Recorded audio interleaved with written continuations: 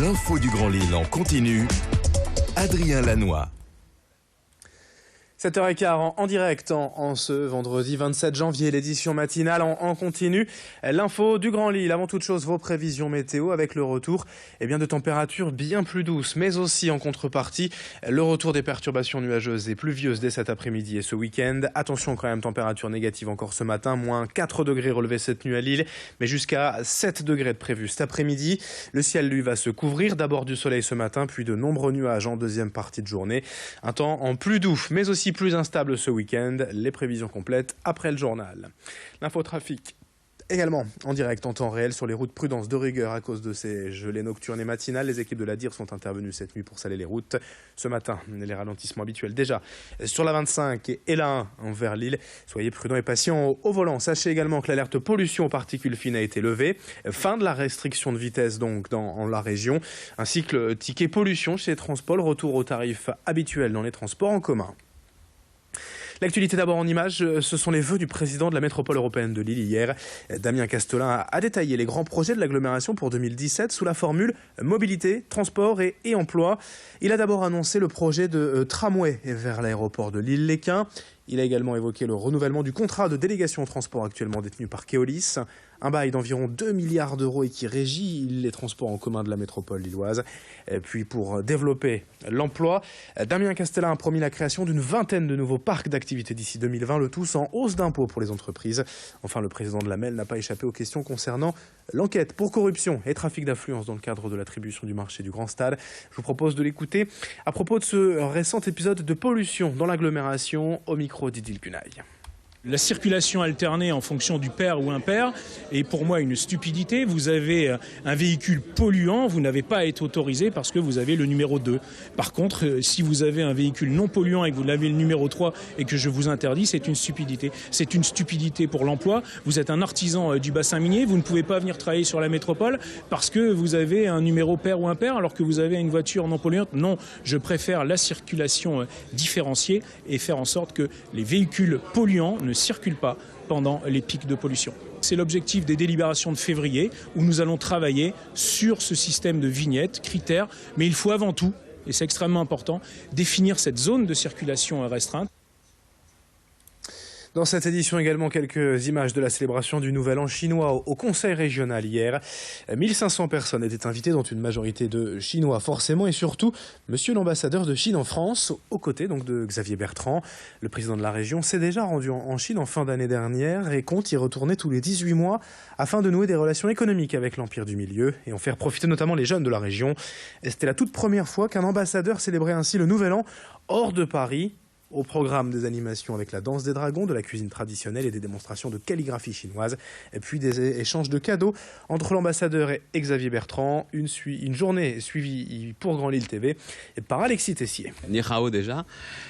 Développer l'amitié, développer le tourisme, développer les investissements, développer la culture, développer les échanges entre les jeunes, les étudiants, mais les développer dans la réciprocité de chaque côté. Donner envie aux habitants des Hauts-de-France d'aller en Chine et donner envie à nos amis chinois de venir dans les Hauts-de-France. Cela demandera de la part de la région, du président, des élus, des habitants de la région, un engagement très fort dans cette coopération. Et s'il y a bien une année pour démarrer une nouvelle étape de l'amitié entre la France et la Chine, c'est bien l'année du coq. 7h19 en direct ce vendredi matin, quelques infos en bref. La ministre de la Famille en visite aujourd'hui à Roubaix. Laurence Rossignol se rendra notamment à l'École nationale de protection judiciaire de la jeunesse à l'occasion de 2 journées d'études hier et aujourd'hui organisées suite à la loi du 14 mars 2016 relative à la protection de l'enfant. La région va tester une nouvelle plateforme d'aide aux victimes de cyberattaques. Elle permettra notamment d'identifier le type d'agression, virus, vol de données ou détournement de sites et mettra ensuite en relation les victimes avec des prestataires locaux pour une aide technique. Elle sera en ligne d'ici 2 mois. Enfin, sachez que Grand Lille TV diffusera ce soir en direct le meeting de Benoît Hamon depuis le Palais des Sports Saint-Sauveur à Lille. Rendez-vous dès 18h30 pour ce dernier rassemblement du candidat favori du second tour de la primaire à gauche ce dimanche. Dans le reste de cette édition, le grand angle de la rédaction consacré aujourd'hui aux 48 heures pour l'emploi et la formation à Kinépolis-Lhomme. Depuis hier et aujourd'hui, encore 50 entreprises et centres de formation sont au rendez-vous. Plus de 1000 postes à pourvoir dans de nombreux secteurs. La journée d'hier était plutôt consacrée à l'emploi, celle d'aujourd'hui à la formation. L'entrée gratuite, c'est toute la journée au Kinépolis. Présentation de l'événement avec Idil Gunaï et Alexis Tessier sur place. Les 48 heures pour l'emploi et la formation, c'est le salon qui se poursuit ici à Kinépolis-Lhomme pour trouver un emploi, une formation. Et parmi les stands, les 50 stands que l'on trouve aujourd'hui, il y a la direction interrégionale des services pénitentiaires. Arnaud Talon, vous êtes major au sein de cette direction interrégionale à Lille. Expliquez-nous un petit peu quel type de profil vous recherchez. Alors nous recherchons des personnels pour le concours de surveillant pénitentiaire, donc des agents pénitentiaires avec un niveau BEPC, brevet des collèges, qui ont au moins 10 mois au 1er janvier. Le concours est ouvert actuellement pour le concours de surveillant jusqu'au 6 mars 2016. Donc on peut s'inscrire directement en ligne, c'est gratuit. Donc je vous incite vraiment à vous inscrire. On a 800 postes là ouverts pour le prochain départ à l'école. Donc venez tous. Surveillant en prison, ça peut faire peur, ça peut attirer aussi, mais on peut se dire que c'est un métier difficile et je pense que ça l'est. Quel est le profil qu'il faut avoir justement pour pouvoir faire ces tâches et accomplir ces missions ? Alors bien sûr, c'est un métier de la sécurité, mais c'est avant tout un métier de communication. On est surtout là pour amener le détenu à se réinsérer, à s'insérer dans la vie de tous les jours, dans la vie publique.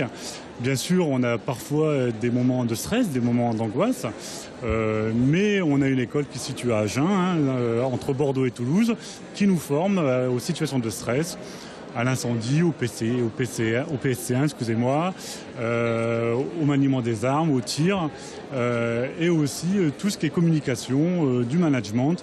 Il y a un côté social très très important. Côté social très important, le surveillant est vraiment là pour accompagner le détenu le long de sa peine et essayer, dans la mesure du possible, qu'il ne revienne pas en prison, tout simplement. Donc si on veut vous rencontrer, on vient ici aux 48 heures pour l'emploi et la formation à Kinépolis-Lhomme. Sinon, un petit site internet. Ah oui, alors le site internet, excusez-moi, je vais lire, www.devenirsurveillant.fr. Voilà. Devenirsurveillant.fr. Merci beaucoup Arnaud Talon de nous avoir éclairé sur ces services pénitentiaires qui recrutent. Allez, 7h22 en direct. Dans un instant, vos prévisions météo et l'infotrafic en temps réel. Très bon réveil et belle journée à toutes et à tous sur Grand Lille TV.